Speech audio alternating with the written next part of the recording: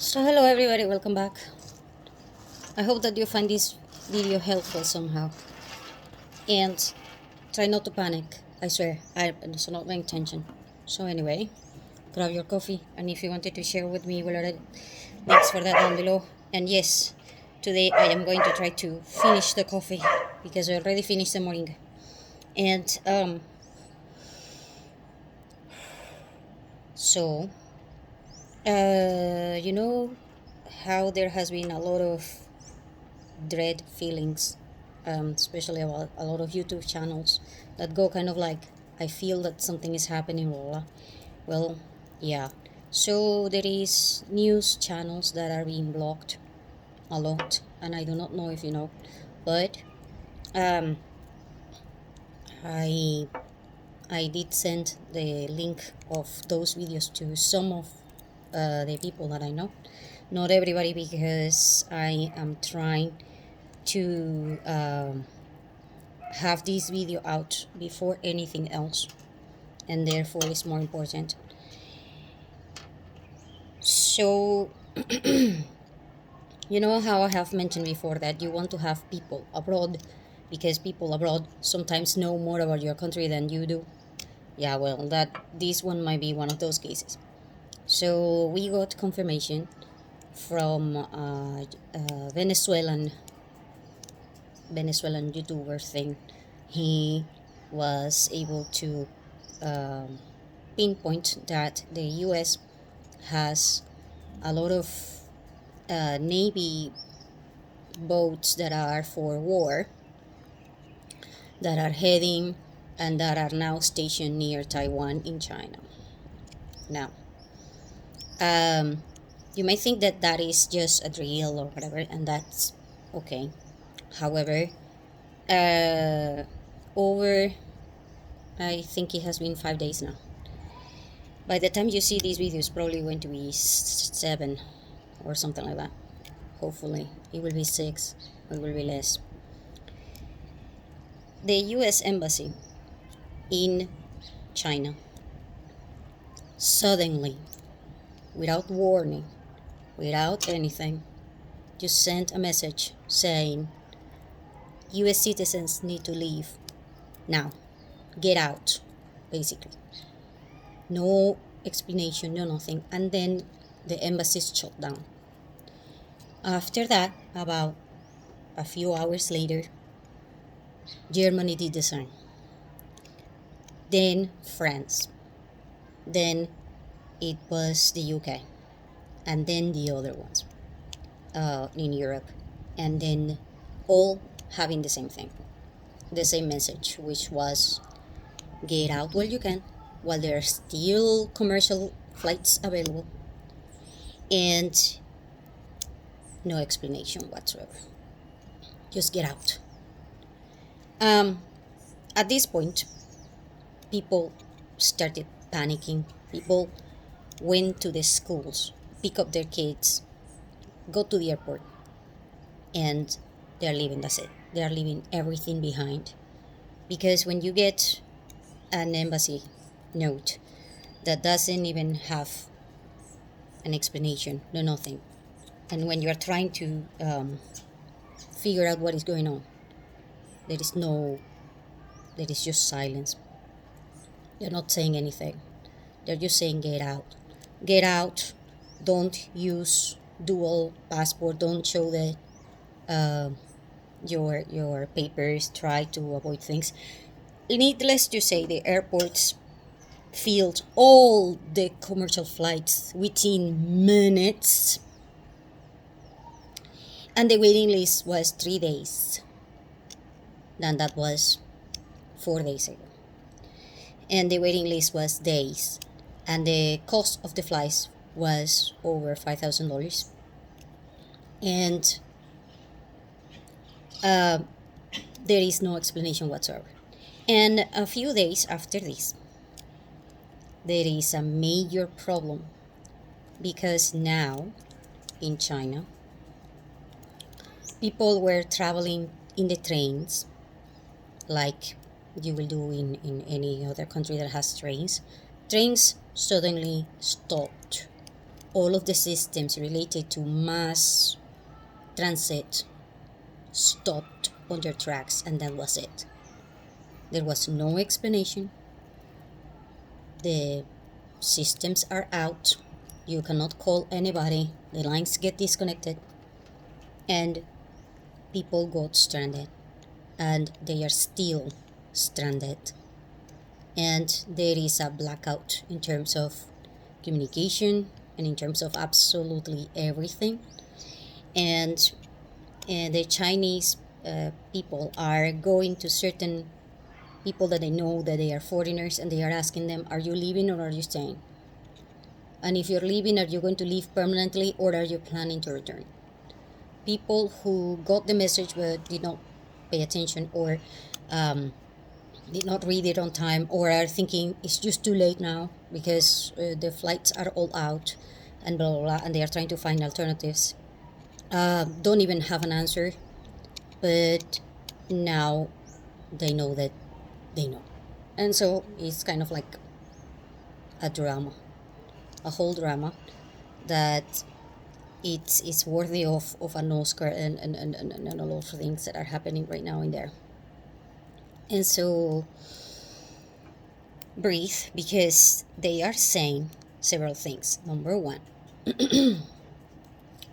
they are saying that it could be that China and Taiwan are going to war, and therefore the US is going to intervene, and therefore they have kind of like agreements and all of these things, but basically world war. And that one is scary. The second choice, or the second reason, might be that there has been countless rumors of a virus that it's not even like COVID, is even probably worse. And that thing is already spreading around all of these cities in China. So they also have an outbreak of chikungunya, and they're saying that they cannot treat it. I'm going to tell you right now, we in Venezuela had an outbreak of chikungunya a long time ago, like 7 years ago. No, like 10 years ago. 10 years ago, actually. And people will tell you that there is no treatment, blah, blah, blah, but that is not necessarily truth. The chikungunya is a mosquito thing. That being said, this means that it is not airborne or whatever, it is just mosquito transmitted. But the problem is that it will affect your immune system and a lot of things. Basically, you will have like a lot of red and white color, and then you will be in pain, you will be inflamed, you will be having fever without stopping for over a week. The pain that you will feel, and the worst part is that in some patients, not all, but in some patients, the inflammation gets so bad that you will develop what they call the Guillain-Barré syndrome thing, which is basically you screwed up your legs and now you won't be able to walk, and basically you will become crippled. And so people panicked, and I got chikungunya when I was with my daughter. And I am going to tell you that I remember that there was a point in which I was so inflamed inside that my daughter was next to me crying, and I could not turn my face to her, and it felt like you were paralyzed, and it was horrible. But however, there is a treatment, and that is, doctors in Latin countries are probably top doctors. They can do almost miracles because they are used to dealing with saving a life without power, without tools, without anything. Because it's a mess. And so you go to a hospital and there is no water, there is no power, there is no this, and there is no yeah. So basically, do it with your bare hands, kind of thing. And doctors here started treating the chikungunya with injections, with steroids, and other things, and then the inflammation and everything was out in a few hours, and then I was able to move, and the fever got normal, and I got normal, and everything was out, and I didn't have any problem after that. And the best part is that after this, even if you get bitten, you will not have problems because your immune system doesn't react to that thing anymore. And so if you get chikungunya or something like that, then understand that you want to tell your doctor to give you a shot of steroids, but you need to talk to your doctor, and they might not be willing to provide you the treatment or whatever it is, but it's one of those things in which the companies are making money, the governments are making money, and they are making propaganda, and they are making a lot of things through this virus. So there is a lot of people saying that there is another virus besides the chikungunya one, and they don't even have a name for it, but they are saying that this virus is you get there and you breathe and you dead, and kind of like that. And people are dying on the thousands. They're saying that this new virus is going to create another lockdown that is going to be worse than the other one or whatever it is. But these are all rumors, they do not know. Because the government is not saying what is going on. All they are saying is that they are trying to keep the situation out of control. Under control. But rather they are having it out of control, kind of speak.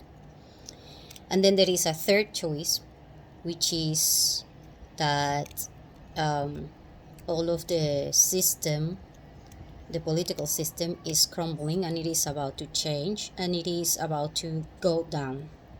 And when you have a country in which the government is about to go down, you know what that means: riots, and you get civil war, you get a lot of things, and they might be on the loop about what is going on in terms of the internal politics of that country. So whatever the three reasons is, they are all horrible, and they are all going to affect you one way or another one. Because here's the deal: what happens if China goes down with the government or whatever it is? So how many things have in your house that are imported from China? And then how many things can you get that they are done locally in your own country out of those things that are considered necessities? And what are you going to do if suddenly all of these things are interrupted in terms of the market and in terms of everything else? Now, we saw the consequences of shutting down the ports and all of those things, which was people panicked, people started hoarding, people did a lot of crazy things in the United States. So you can expect something like that, but try to imagine it now even worse, because now all the other countries are also involved, not just you. And then there are the international consequences if there is an attack. There is a diplomatic conflict that will mean very likely another global conflict, as in number 3. And if not, then you have the virus, and if you have the virus, then you are telling people to come home. If the virus has already spread, and the people, you are bringing them home without testing, without anything, then are you certain that you just now didn't put at risk your entire population? As in, people that are returning home, you're not certain whether they are carrying this thing or not. And I am guessing that if this was the reasoning, then they will probably do it because they are kind of certain that this thing is contained in a certain area, which is not affecting places in which foreigners are normally around, or whatever it is. I'm thinking that if it was like a zombie outbreak or something like that, it's not fun. It has been fun thinking about having all of those things, but quite frankly, it now is becoming real. And so panic is setting in a lot of aspects. So what are you going to do about it? Well, I'm going to tell you, I can't tell you what are you going to do about it, but I'm going to tell you general points. Yesterday, I had to talk to my daughter about the history of international conflicts, why they happen, blah, blah, blah. And then I asked her if we were involved into a situation like that, what will she want to do? And there are choices. But for having choices open, you need three things. You need intuition, like insanity level kind of intuition. For this, you need women. If you are a man and you are going to try to connect with your intuition, good luck with that one. Your woman needs to settle down, breathe, and cool off. Because women's intuitions are key. Men's intuition will work, but they work when you have complete calmness. And I do not think that men right now are completely calm.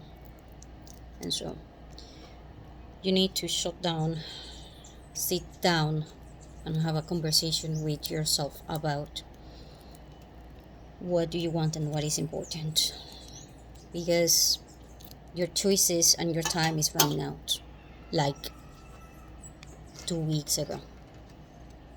Like a week before that message from the embassy was sent. So, sit down and use your intuition. Number 2, without a shadow of a doubt, get out and get your freaking documentation. Get out of your house and get to your local office and get all, and I don't mean all of your documentation ready, including but not limited to passport, company papers, investment papers, property papers, car documentations, insurance documentations, all of them. Get out, print them, get them, sign them, seal them, expedite them. And if you have the possibility of getting the dual passport, which has a lot of people have those choices, get them now. If you try to get it later, you won't be able to get it because all of the embassies shut down within this message in minutes. And even if you have an appointment, they will not keep it. And so if you're thinking, okay, it's okay because I already have the appointment. No. If you don't have it in your hand, pay for it. Make it faster. I don't know. But get your freaking documentation ready. And if you have dual passports, ready. And if you can get a dual citizenship, get it. Get it. Okay, so you're going to evacuate, and now you realize that your passport is expired. Now you can't leave. You are going to do this, and oh, by the way, in the video that has all these things, it says to foreigners they are triple checking, and they are even asking for more documentation than the regular times. That should tell you something. And if they are going to stop you with roadblocks and all of these things, is even worse, because your car doesn't have documentation. Okay, so now you're going to go to jail, or they're going to delay you, or they're going to whatever, and now you miss the flight and you miss everything because you didn't have the papers for your car, or for your kid, or for your pet.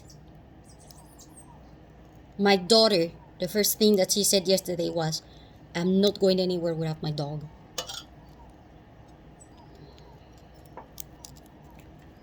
Documentation for pets, especially international travel, are different. Therefore, consider all of these on time, because getting the papers for your pets is not done in one day. Not one of these things is done in one day. And the second thing, sit down. The third thing is sit down with your family. Do not panic with them or something like this, because we are not certain about the three causes for this situation.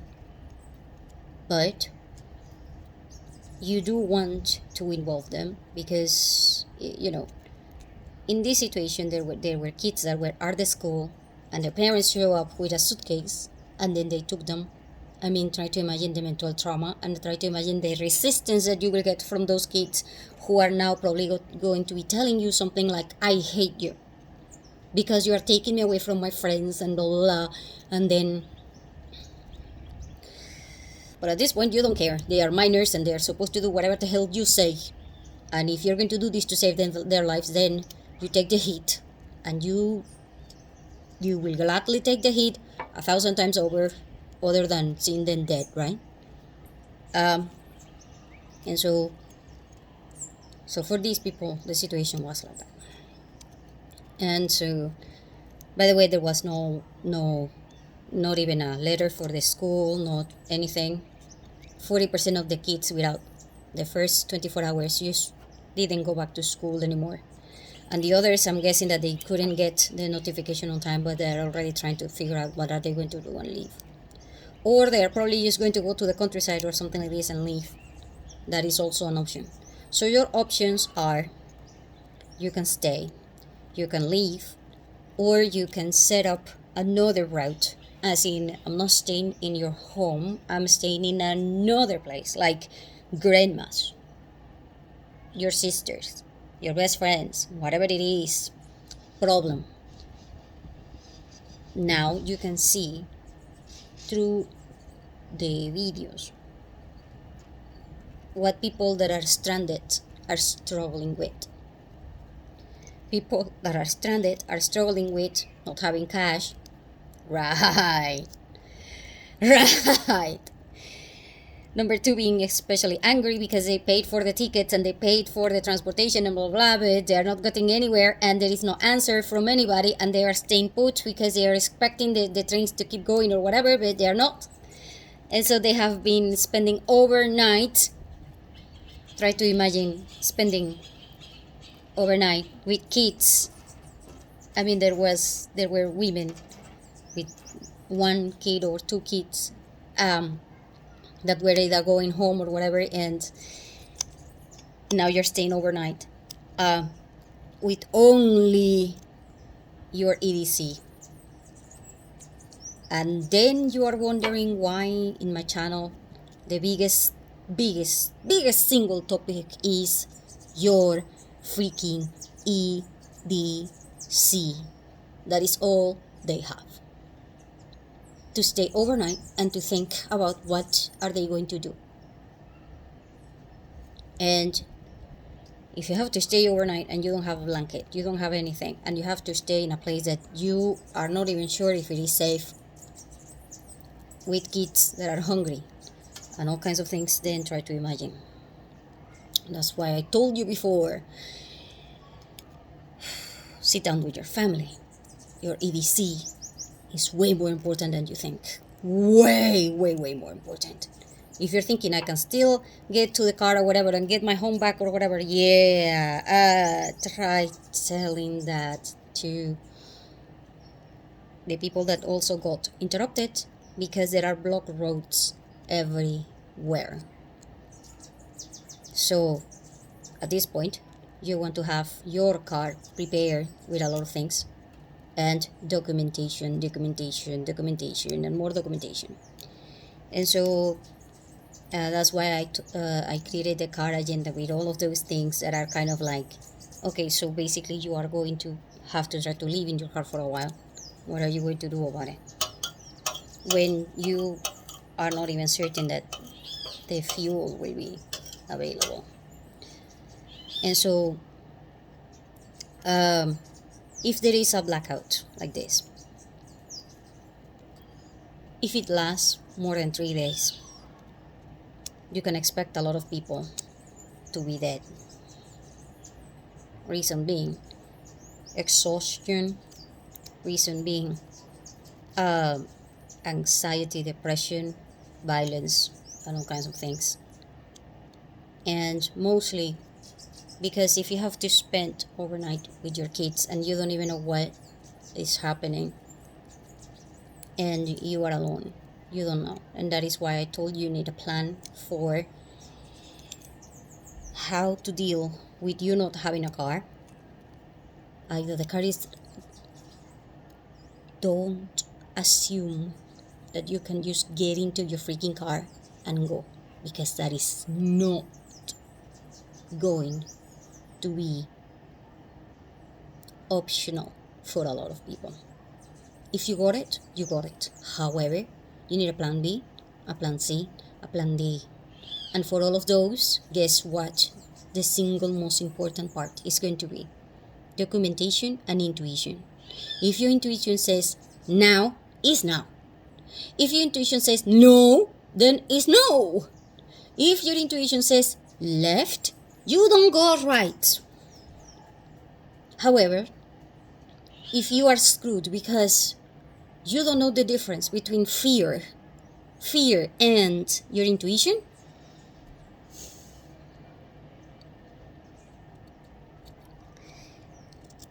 so anyway, you need also to talk to the other party, as in, Mom, I'm thinking I'm going to your house.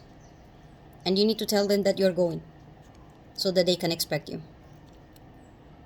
Because if nobody knows what your plan is and then you just showed up, what happens if your mom already left? And now you're going to your mom, but your mom is not there. Either because you have brothers and sisters and then your other brothers and sisters said, Mom, you're not staying alone, blah, blah, blah, so you're coming here. And then you're like, but I was going to my mom's to stay with my mom, and now where the hell is my mom? And then your mom is like, oh, we are now, in the other side with your sister. So, you're not just you. And the other person is not just the other person. And it's going to be a mess because all families are interconnected. Your sister doesn't want her mother to be whatever, but you do. And so now you're fighting because you expected your mom to be with you in her mom's place, as in her place, but now your mom is at your sister's and your mom is in the middle and she doesn't want to tell both of her daughters to shut up. And she doesn't even know what the hell. And she's probably older and she doesn't even know what the hell is happening. You don't know what is happening. So you expect your elderly to know what the hell is happening. And so also there is a lot of people that will be telling other people, I'm going, but they're not telling what is happening. Meaning, you will selectively be with the blackout in terms of communications and all of that because you don't want people to panic. Reason being, you're not certain. or reason being you can't.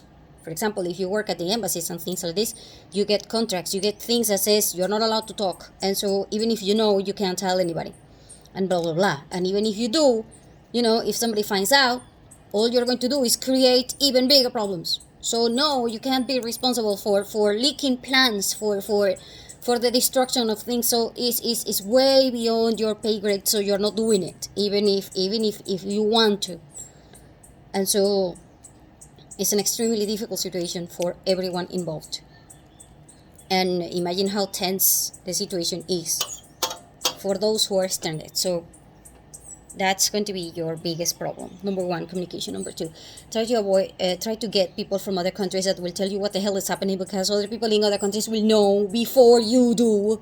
Because international journalism has always been better than national journalism. International people always get better and faster news than anybody else. Always. Like 999 out of 10,000. Why? They're international. There is a network. There are hackers. There are leaks. There is when you're with your family and something is wrong, you don't know what is wrong with your own family. But somebody that comes visits you, they will know immediately. Why? Because they are not involved. They are from a perspective that goes, okay, this is wrong, and they will know. But you won't know. and that is something that will happen to be with your brain. So get friends that are from other countries, and they will tell you what the hell.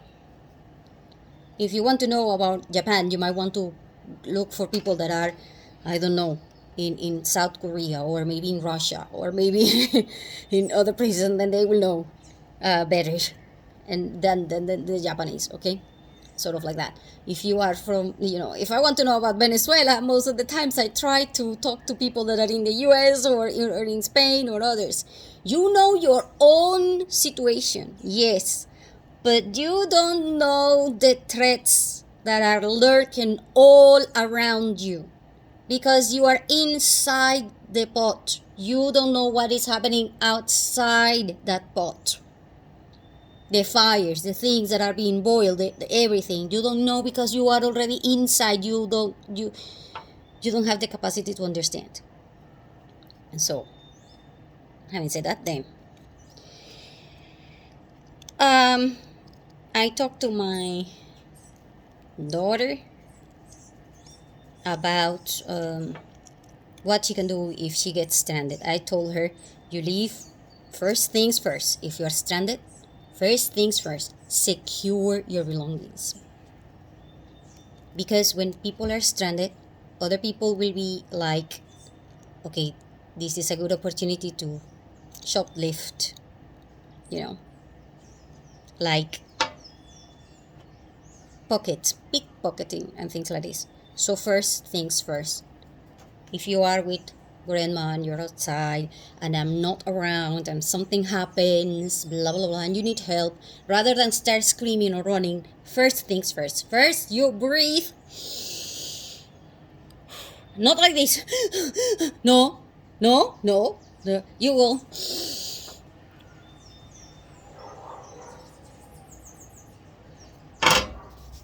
touch yourself like this. Breathe 2 times. It takes you 2 seconds. After that, grab your grandmother's things, secure the bags, put the cell phones and everything in the bags, and make sure that you don't have anything loose. Check your grandma's pocket, check your own pockets, check everything, put it in bags, and then secure the bags, and then grab your bag and secure things. Because I can help your grandmother, I can go there, I can try to do whatever, but 2 things I cannot do when people are stranded. You can get help from other people, yes, but you cannot secure the kids, which is insane, people, kids will be lost in this mess, in this chaos. They can run, somebody can grab them, they can get kidnapped, they can get insane. The adults you can deal with, but the kids, no. So I told her, no. Kids, if you're stranded, secure your freaking things. And if you are with one adult and that adult, something happens, you gotta take care of yourself first. And then you gotta run to a store or to a place where you can be within sight of a lot of people. If you are in an open space like a parking lot or something like that, you are not safe. And then you will create a bigger problem. So rules, thought process of first aid and emergency management. You take care of yourself and your belongings before you even bother screaming for help. Reason being, okay, you want to get adults and help you, yes, but what happens if in the meantime they steal your grandma's cell phone? And then see, the situation becomes into a point in which now your grandma is okay, but somebody stole her cell phone, now she wants to die. Because she goes, and now she will be,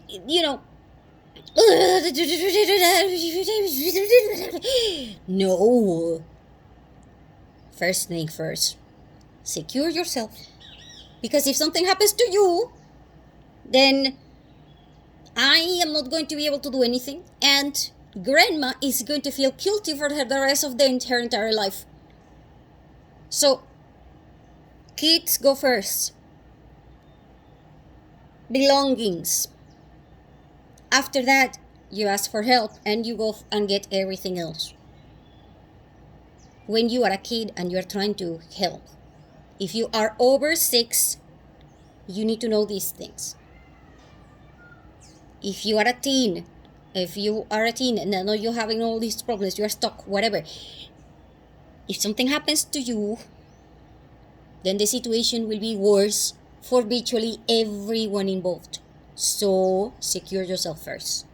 After that, you secure your things and everything else. And after that, you come up with a plan, depending upon the situation. Now, you breathe and you are stranded. So first question, where are you? Second question, how far are you from where you wanted to go? Third question, how many people are stranded with you? And are they going to the same place as you? Okay, so there was an accident at the subway station, and now everybody's stranded from the subway station. So there will be people, leaders, that will go, we're walking and we're getting out of here. There will be people that will say, no, we're staying put. Pick, you're either staying put with a group or you're walking with the other group, but you do not separate from the group. You have kids, you need to think it through, because your kids might not be able to keep up with the group. And therefore, now you gotta think it through. But there are options. There are other options. These people in China, the very first thing that they did was, okay, I don't care, I still need to get there, so I'm paying a taxi. Yeah, taxis, they were off. And so they were like, nope, I'm not going outside. Why not? There are problems with the roads. You want to know how roads are and how things are? Talk to a taxi driver. But talk to a freaking taxi driver. They make a living out of the freaking roads. They know what roads to take, what roads not to take, what time can they take it, what time not to take it. They know how to drive people to get away, how to avoid certain roadblocks, where the blocked roads are, how is a roadblock managed. They know all of those things. They are on the loop. You are not. You're not a taxi driver. You don't know. You don't know what the hell. A taxi driver's, yeah, if he's stuck there, he is going to get a beating and he's not going to make any money. So information is key for making money. And if you are poor, then information is way more accessible to you than it is if you were, a middle class or somebody else that doesn't even know what the hell. Because poor people don't want to have to spend more money in bribes or waste time or do because they can't afford it, and so they will avoid troubles, and they will know what the hell to do to avoid all kinds of issues. And so if you talk to the taxi drivers, you will know what roads are blocked, what roads not to take, and blah blah blah. The second people that will know what the hell will be the truck drivers. The truck drivers will know for connection points, as in not necessarily within a city, but connection points, as in city A to city B, going through town X, Y, Y, and cities A, B, C, D, whatever. So they know connection roads, big roads, highways, and stuff like that, back roads, and even bridges and other things, and that will give you an advantage. Question: do you live in a place that has industries, major factories on it? And then you go kind of like, yes or no. If you do, or you are near a factory and things like this, you are in luck. Because factories, a lot of the times, not all, but a lot of the times, they need to deliver things to truck drivers. And truck drivers are always on the loop of documentations, papers, gas stations that are open, how much the gas is, blah, blah, blah, blah. They know. So if you want to get to city A to city B, and in this city B there is a factory, then you can go there if you get to a truck, if you get into that truck that needs to go back. So how the hell do you do that? Find a distribution center near you. So let's say that there is a factory that makes sausages, and now they want to deliver it to supermarkets. So this information, by the way, you need to have beforehand. Because if you're going to look for that now, you might be able to get it.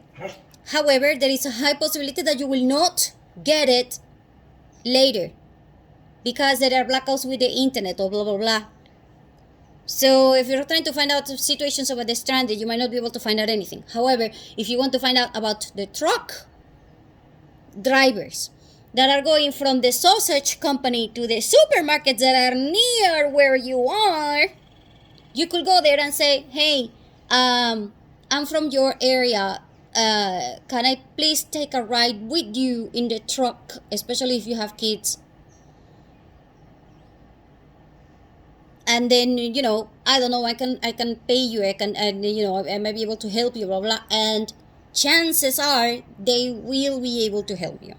In some instances they might be reluctant because they might be like, it's not company policy, blah blah, but in a lot of cases, like 9 out of 10 times, the truck drivers have this discretion, as in, I'm going to give a ride to people that are on the road, and blah blah blah, and they do it.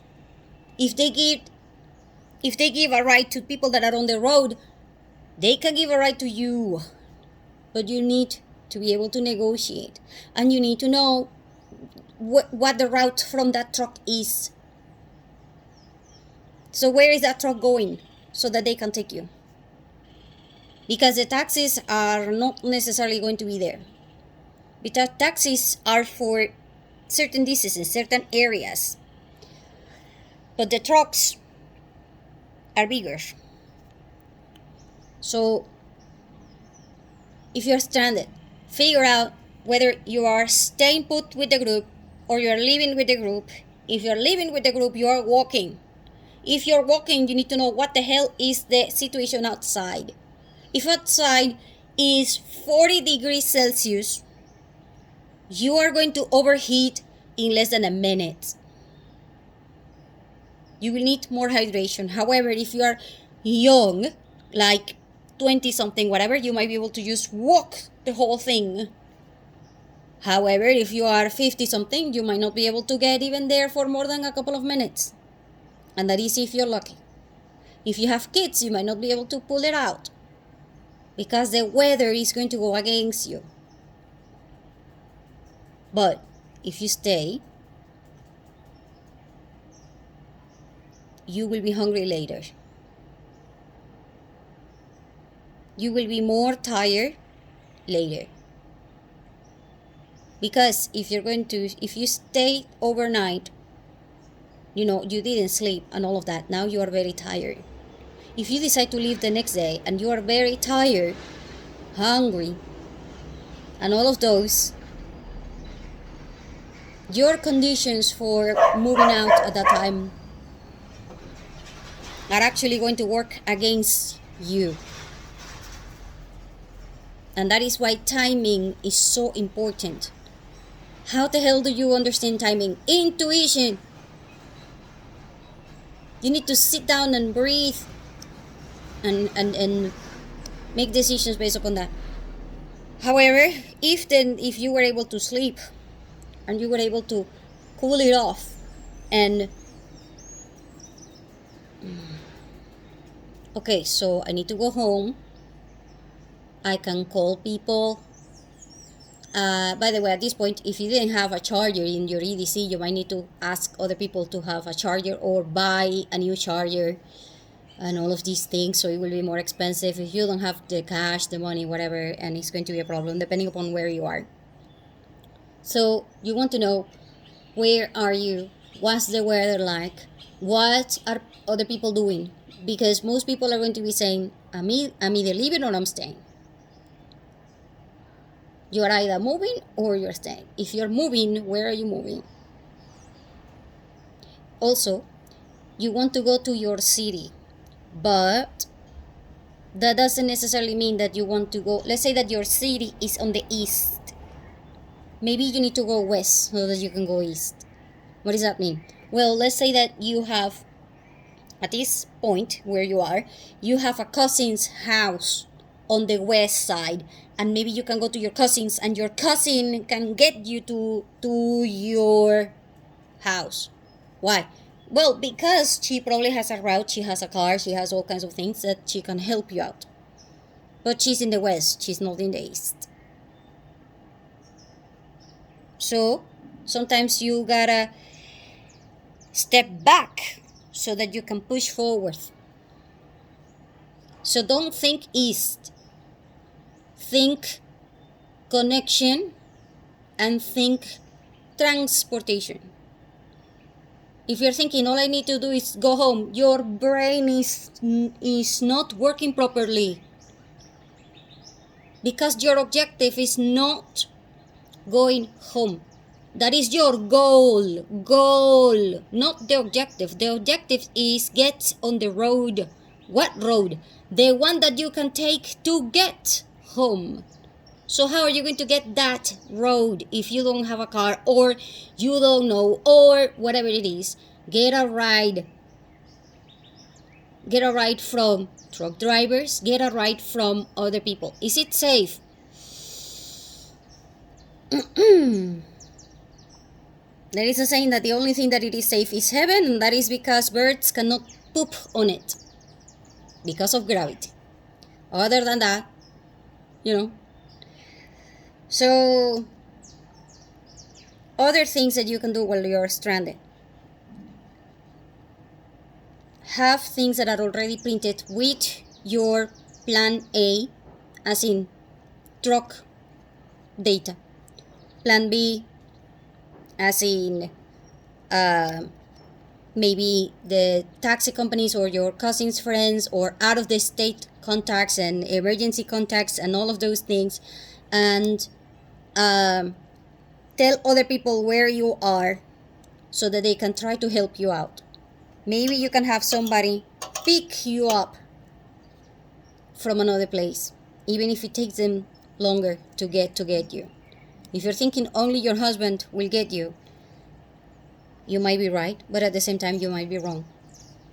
Maybe you have friends that are also in the same situation as you.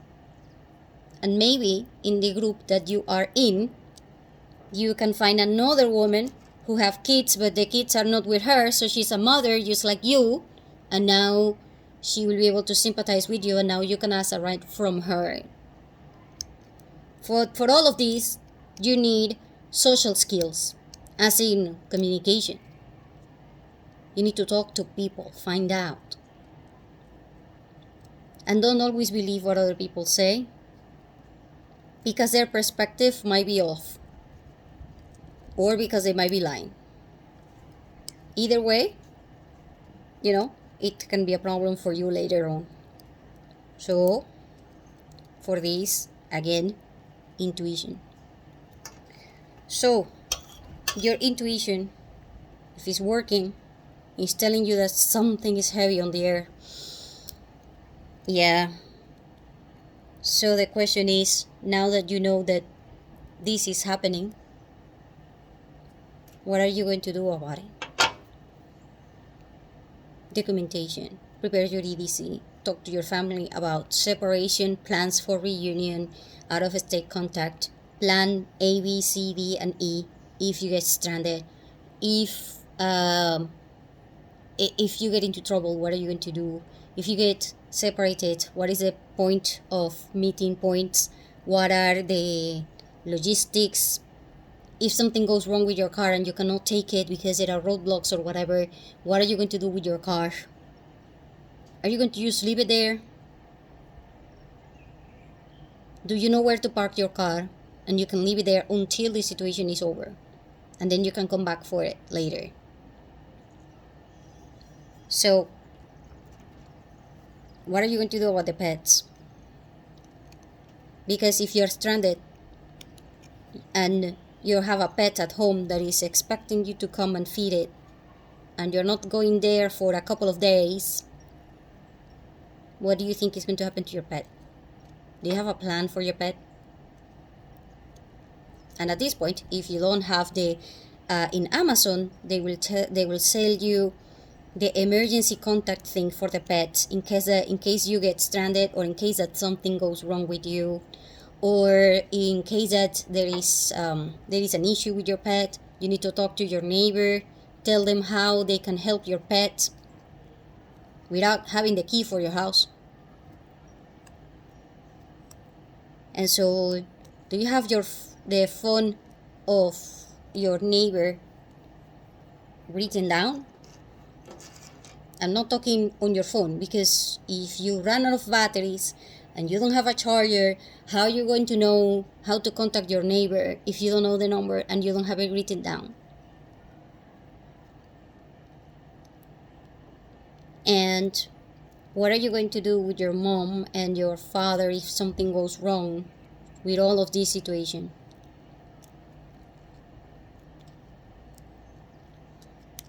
So anyway, having said that, then you can check the videos